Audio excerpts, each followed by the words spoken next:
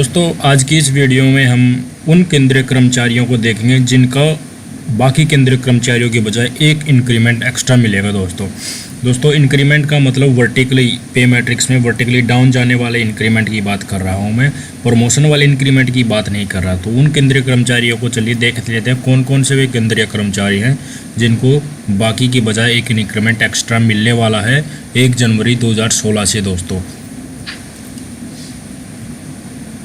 1 जनवरी 2016 से नई पे स्केल लागू होने के बाद बहुत सारे केंद्रीय कर्मचारियों को कई प्रकार की समस्याओं का सामना करना पड़ रहा है।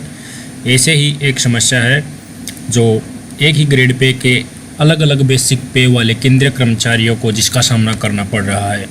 समस्या ये है कि ऊपर बताए गए कर्मचारियों की बेसिक को जब 7th पे कमीशन की पे मैट्रिक्स में फिक्स किया जाता है तो दोनों ही कर्मचारी बराबर नई पे में फिक्स हो रहे हैं, जबकि उनकी 6th पे कमीशन की बेसिक में अलग अलग है।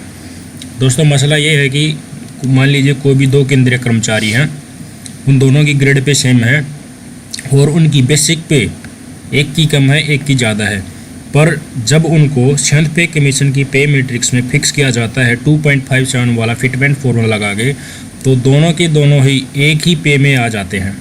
एक ही पे जो 7th पे कमीशन की पे मैट्रिक्स बनाएंगे उसी में आ जाते हैं, जबकि 6th पे कमीशन उनकी सैलरी भी अलग अलग है और बेसिक पे भी अलग अलग है। इससे जो ज़्यादा सैलरी वाला जो कर्मचारी है वो नुकसान में हो जाता है।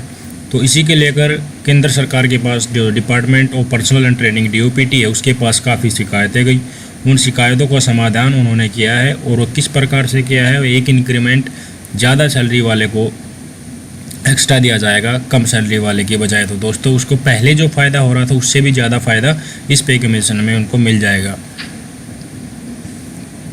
DOPT डिपार्टमेंट को वेरियस मिनिस्ट्रीज डिपार्टमेंट्स या स्टेट गवर्नमेंट से शिकायतें मिल रही हैं कि सेम सेल में फिक्स होने वाले कर्मचारियों के लिए कोई समाधान निकाला जाए। इसलिए DOPT ये क्लियर करता है कि जिस कर्मचारी की ज़्यादा सैलरी है उसको पे मैट्रिक्स की वर्टिकल लाइन में एक इंक्रीमेंट एक्स्ट्रा दिया जाएगा। ये वर्टिकल या हॉरिजॉन्टल लाइन पे मैट्रिक्स की क्या होती है हम ये भी देखेंगे। दोस्तों इसमें हमने क्या देखा कि जो भी DOPT की बहुत सारे स्टेट गवर्नमेंट से भी, और क्योंकि स्टेट गवर्नमेंट ने भी सेंट्रल गवर्नमेंट को 7th पे कमीशन वाले को भी बहुत सारे स्टेट गवर्नमेंट ने फॉलो किया है।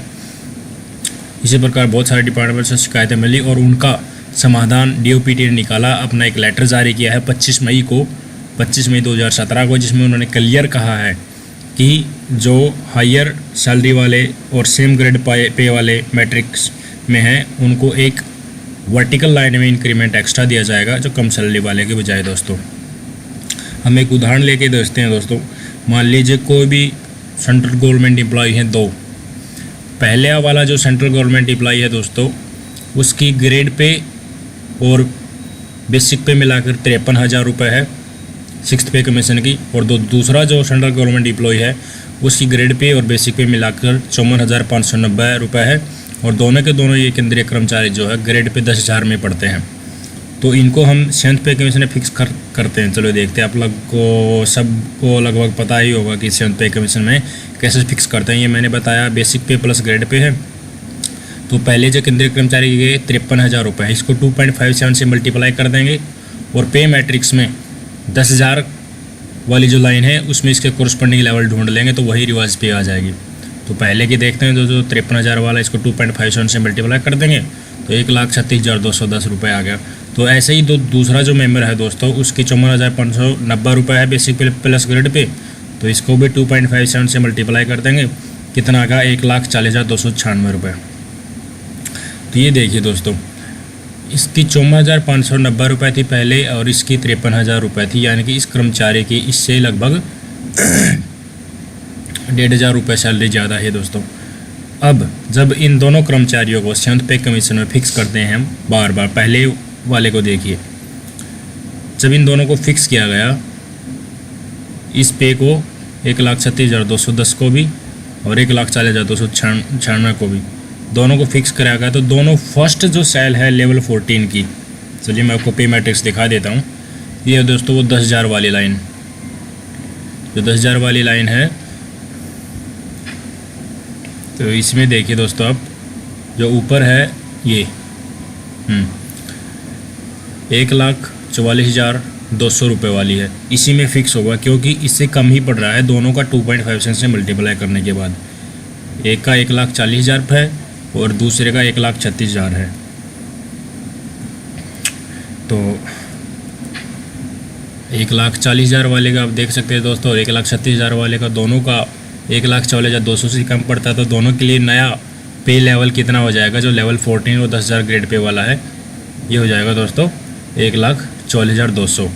तो जिस कर्मचारी की 6th पे कमीशन में सैलरी कम थी तो उसका भी नया पे स्केल 1,14,200 होगा, और जिसकी ज़्यादा थी पर उसी ग्रेड में पे में थी तो उसका भी 1,14,200। इस कारण तो वो घाटे में होगा दोस्तों, घाटे में होगा। तो इसी का समाधान केंद्र सरकार ने निकाला है दोस्तों, क्योंकि जिसकी ज़्यादा सैलरी थी उसके साथ ये बिल्कुल नाइंसाफ़ी थी, क्योंकि उसका जूनियर जिसकी कम सैलरी है उसको लगभग उसके बराबर पे, लगभग क्या बिल्कुल एग्जैक्टली उसके बराबर पे मिल गई थी अगर 7th पे कमीशन से जाते। तो इसी का डिसीजन DOPT ने लिया है। DOPT ने क्या डिसीजन लिया, जो कम सैलरी वाला जो एम्प्लॉय है उसको तो उसमें फिक्स कर दिया जाएगा, पर जो हाई सैलरी वाला सेम ग्रेड पे जो एम्प्लॉय उसको एक इंक्रीमेंट एक्स्ट्रा मिलेगा।